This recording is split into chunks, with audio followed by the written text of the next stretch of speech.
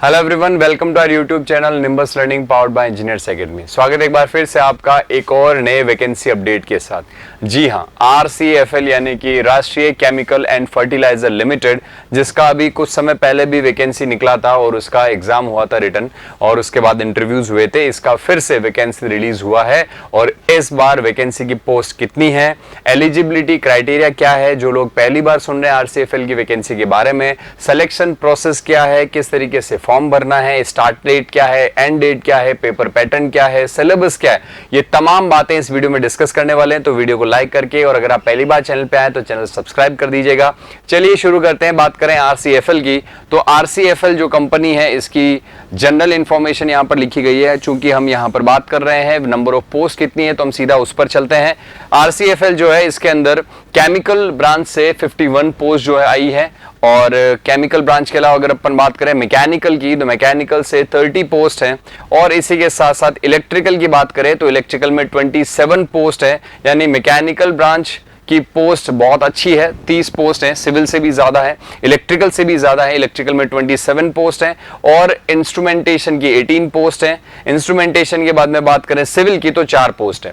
तो यहां पर बात करें अदर ब्रांचेस जो है वो छोटी मोटी दूसरी ब्रांचेस हैं, जैसे इंडस्ट्रियल ब्रांच है, इंडस्ट्रियल ब्रांच की भी यहां पर पोस्ट है, जैसे मैनेजमेंट ट्रेनी फायर है, या फिर अगर बात करें अपन CC लैब, या फिर इसके अलावा बात करें अपन तो इंडस्ट्रियल इंजीनियरिंग की 3 पोस्ट है। इस प्रकार मल्टीपल पोस्ट यहां पर है। तो मोटा मोटी बात की जाए तो यहां पर मैकेनिकल इंजीनियर की 30 पोस्ट हैं और इलेक्ट्रिकल इंजीनियर की 27 पोस्ट हैं, और सिविल की 4 पोस्ट हैं, और साथ ही साथ केमिकल की पोस्ट 51-50 के आसपास रखी गई है।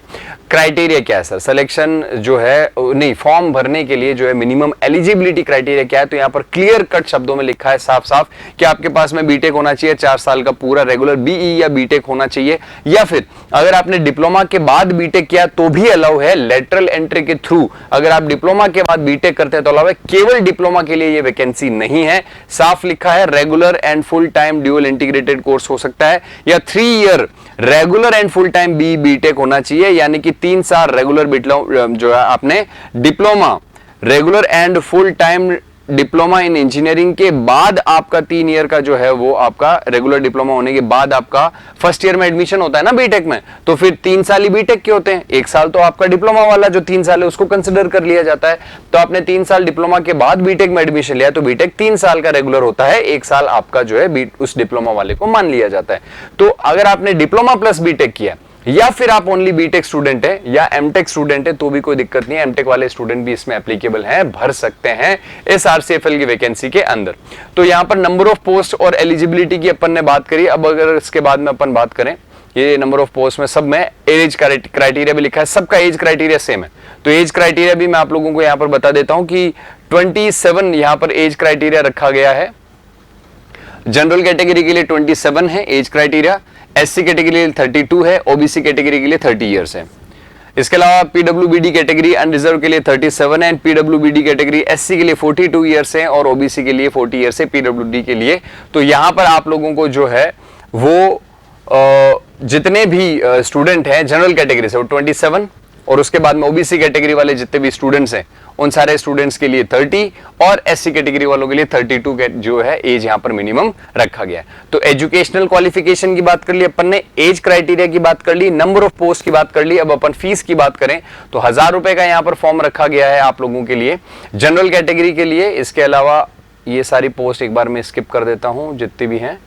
इसके बाद बात करें, ये जितने भी डिसेबिलिटीज हैं उनको डिफाइन किया गया है, इससे कंसर्न नहीं है हमें। हम चलते हैं अब सीधा reservation. As per the law आपको रिजर्वेशन दिया जाएगा, जो कि जनरल रूल है इंडियन गवर्नमेंट के, उसके अकॉर्डिंग आपको दिया जाएगा जो भी एज रिलैक्सेशन प्लस आपका क्या कहते हैं, जैसे ये EWS है तो 1 अप्रैल 2023 का जो है वो प्रूफ होना चाहिए EWS का। इसके EWS का मतलब आप लेटेस्ट सर्टिफिकेट बनवा लें अगर आप EWS कैटेगरी से हैं।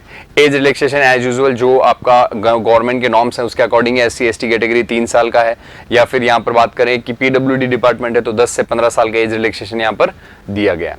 बात करें फॉर्म की फीस की, 1000 रुपए की फॉर्म है किसके लिए, जनरल कैटेगरी, OBC और EWS, इनके लिए तो 1000 रुपए का है, बाकी सबके लिए फ्री है। मतलब SC ST PWD XSM और फीमेल कैटेगरी के लिए कोई भी पैसे देने की जरूरत नहीं है। तो पैसों की बात कर ली अपन ने, जनरल कैटेगरी OBC और EWS को 1000 रुपए देने, बाकी फ्री फॉरगट का है, आराम से फॉर्म डालो, कोई दिक्कत वाली बात नहीं है।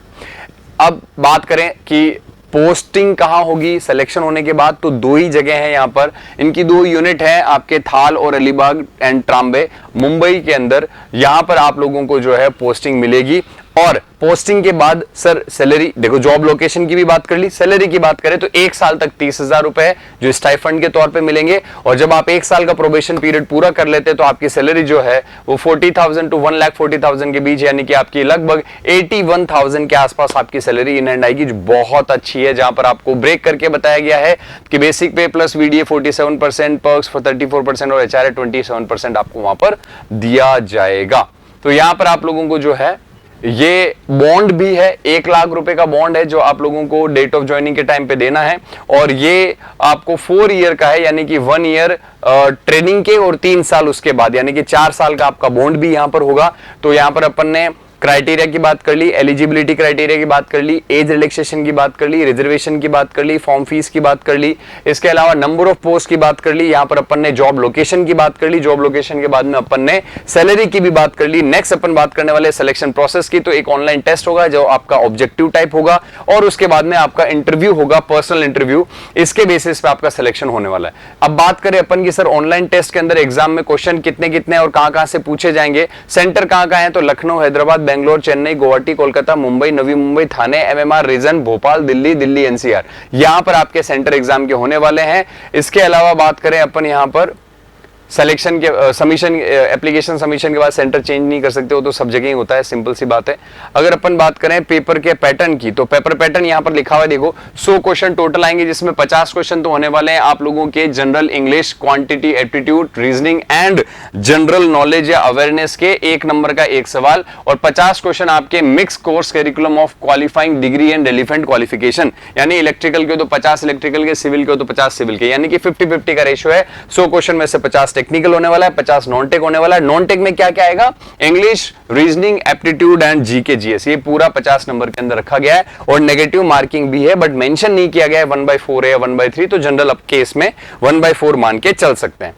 तो ये अपन ने पेपर पैटर्न की बात कर ली। अब सर इसका वेटेज कितना रहेगा ऑनलाइन और ऑफलाइन इंटरव्यू के अंदर, जो है मतलब ऑफलाइन इंटरव्यू तो हो गई, तो इंटरव्यू के कितने % मार्क्स ऐड होंगे और रिटन एग्जाम के कितने होंगे, तो 80% मार्क्स तो आपके ऑनलाइन ऑब्जेक्टिव पेपर के ऐड होंगे और 20% मार्क्स आपके इंटरव्यू के होंगे, मिलाकर के 100% आपके होंगे, और उसके बाद आपकी कट ऑफ रिलीज होगी।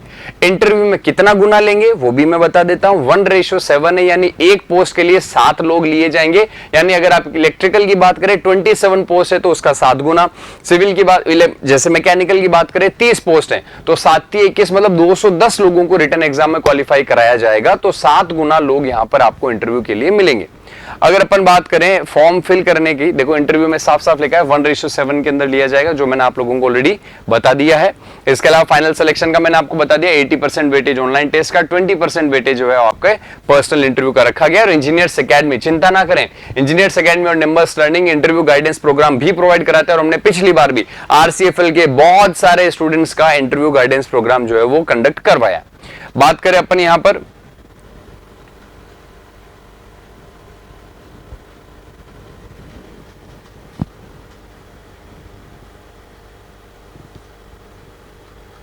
मेडिकल एग्जामिनेशन तो हो गई, ये देखिए प्रोसेस पूरा लिखा है। आपको सबसे पहले रजिस्ट्रेशन करना होगा, रजिस्ट्रेशन करने के बाद में आपको फी पे करना है, फिर डॉक्यूमेंट स्कैन करके अपलोड करने। अब डॉक्यूमेंट कौन कौन से स्कैन होकर अपलोड होंगे सर, एक तो फोटोग्राफ होगा 4.5 x 3.5 सेंटीमीटर का, सिग्नेचर होगा ब्लैक इंक में करना है सिग्नेचर। देखो ध्यान से पढ़ना आप, क्योंकि फॉर्म रिजेक्ट बहुत होते हैं आजकल, लोग बिना पढ़े फॉर्म डाल देते हैं और फिर बाद में पता चलता है कि यार अरे साइन तो गलत हो गए, ब्लू इंक से डाल दिया, ब्लैक से डालना था। फिर इसके बाद में लेफ्ट थंब का जो है वो आपको व्हाइट पेपर विथ ब्लैक और ब्लू इंक से आपको लेफ्ट थंब का इंप्रेशन उसमें अपलोड करना है, और साथ ही साथ एक हैंड रिटन डिक्लेरेशन भी आपको अपलोड करना है, जो व्हाइट पेपर पे ब्लैक पेन से लिखा जाएगा।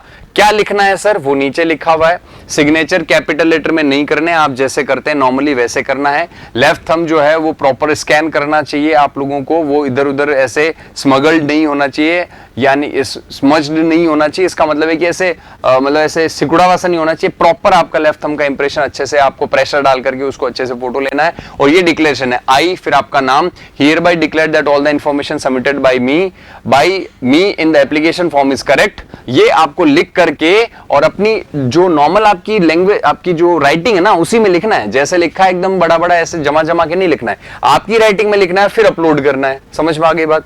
अगर अपन इसकी जो साइज की बात करें तो डिटेल साइज की बात नीचे लिखी गई है कि आप लोगों को इनका साइज कितना मेंटेन करना है। जैसे यहाँ पर देखो, आप लोगों को ऑनलाइन मोड के अंदर पेमेंट कैसे करना है, वो पेमेंट तो आपको पोर्टल मिल जाएगा। आपको पता है सबके पास में ऑप्शन होते हैं, क्रेडिट कार्ड, डेबिट कार्ड और वो जितने भी हैं यूपीआई के थ्रू। फोटोग्राफ का देखो साफ साफ लिखा हुआ है, फोटोग्राफ मस्ट बी रीसेंट होना चाहिए, कलर पिक्चर होना चाहिए, फोटो में कलर जो है वो लाइट कलर होना चाहिए बैकग्राउंड का, और लाइट स्ट्रेट जो है वो आपके रिलैक्स फेस, वैसा नहीं कि हंसते हुए का ही विक्ट्री करते हुए, एकदम चेहरा रिलैक्स होना चाहिए आपका। इसके अलावा आंखें रेड कलर की नहीं आनी चाहिए। If you wear glasses make sure there are no reflection in your eyes can be clearly seen. अगर चश्मा पहने हो तो चश्मा पहन के फोटो ले सकते हो, मगर आंखें दिखनी चाहिए, चश्मे के ऊपर रिफ्लेक्शन नहीं आना चाहिए, वरना आपका फॉर्म रिजेक्ट हो सकता है। आंखें क्लियरली विजिबल होनी चाहिए। और साइज देख रखिए 20 to 50 KB के बीच में। सिग्नेचर का साइज लिखा है 10 से 20 KB के बीच में होना चाहिए। फाइल फॉर्मेट जेपीजी फॉर्मेट में अलाउ किया गया है। इसके अलावा अगर अपन बात करें कि इंग्लिश में जो डिक्लेरेशन है वो भी जेपीजी फॉर्मेट में फोटो डालना है, वो 50 से 100 KB के बीच का हो सकता है। ये आप लोगों को सिग्नेचर जो है जो भी अपलोड करने हैं उसके बाद में बात होगी। और जितने पे आपके जो स्कैन्ड डॉक्यूमेंट्स जो हैं वो अपलोड होंगे, वो भी जेपीजी फॉर्मेट में ही अपलोड होने वाले हैं। तो ये जितना भी डेटा आपको अपलोड करना है उसके बारे में यहाँ पर बात हो गई है। प्रोसीजर ऑफ अपलोडिंग, वो आप फॉर्म भरेंगे तब आप लोगों को वहां पर प्रोसेस साफ साफ नजर आ जाएगा। और इस प्रकार से ये यहाँ पर वैकेंसी की सारी डिटेल मैंने आपको समझा दी है जो आपको भरनी है। जनरल इंस्ट्रक्शन है वो यही है कि आपको मिनिमम 60% फाइनल ईयर के अंदर आपके होने चाहिए, और SC/ST कैटेगरी के लिए 55% मिनिमम जो है वो आपका क्राइटेरिया रखा गया है। इसके अलावा और कोई पॉइंट ऐसा नहीं है जो खास और आपको जो है वो फॉर्म भरने के दौरान ध्यान रखना हो। और आप वेबसाइट पे जाकर के फॉर्म फिल कर सकते हैं। ये यहाँ पर बात करिए, फॉर्म 8 तारीख यानी कि आज ही रिलीज हुआ है और सुबह 8 बजे से फॉर्म भरना चालू हो गया है। और लास्ट डेट फॉर्म भरने की है 1 जुलाई 2024 शाम 5 बजे तक आप भर सकते हैं। और आपका ऑनलाइन पेमेंट अगर हुआ है तभी फॉर्म एक्सेप्ट होगा, अदरवाइज आपका फॉर्म एक्सेप्ट नहीं होगा। बाकी अगर आप बाकी कैटेगरी से जैसे फीमेल वगैरह SC/ST से तो वहां पर एग्जम्प्ट किया गया है, तो उसके अकॉर्डिंग आपको उसकी चिंता बिल्कुल भी नहीं करनी। जो भी सर्टिफिकेट्स हैं जैसे PWD का तो वो अपलोड करना है, कैटेगरी का है तो कैटेगरी का अपलोड करना है, EWS का है तो इनकम का सर्टिफिकेट अपलोड करना है। तो सर्टिफिकेट आपको जितने भी जनरल है वो सारे अपलोड करने ही है। तो अपन ने इस वीडियो में RCFL की वैकेंसी से रिलेटेड हर एक पॉइंट को डिस्कस किया है कि इसका एलिजिबिलिटी क्राइटेरिया क्या है, नंबर ऑफ पोस्ट क्या है, पेपर का प्रोसीजर क्या है, इंटरव्यू कैसे होगा, या कौन कौन से डॉक्यूमेंट अपलोड करने हैं, किस साइज के अपलोड करने हैं, तमाम बातें अपन ने डिस्कस कर ली है। फॉर्म की फीस क्या होने वाली है, सेंटर क्या होने वाला है, सैलरी क्या होने वाली है, इन तमाम बातों को डिस्कस किया है। तो आई होप आप लोगों को पूरा अच्छे से समझ में आ गया है। और भी अगर कोई आपको कंफ्यूजन है तो आप कमेंट सेक्शन के अंदर कमेंट करके पूछ सकते हैं। इसी के साथ आज के लिए इतना ही, मिलते हैं एक बार फिर से एक नए वैकेंसी अपडेट के साथ। Thank you so much, thank you for watching numbers learning. If you really like the video, please hit the like button, share the video, subscribe to our YouTube channel and press the bell icon for the latest updates. Thank you.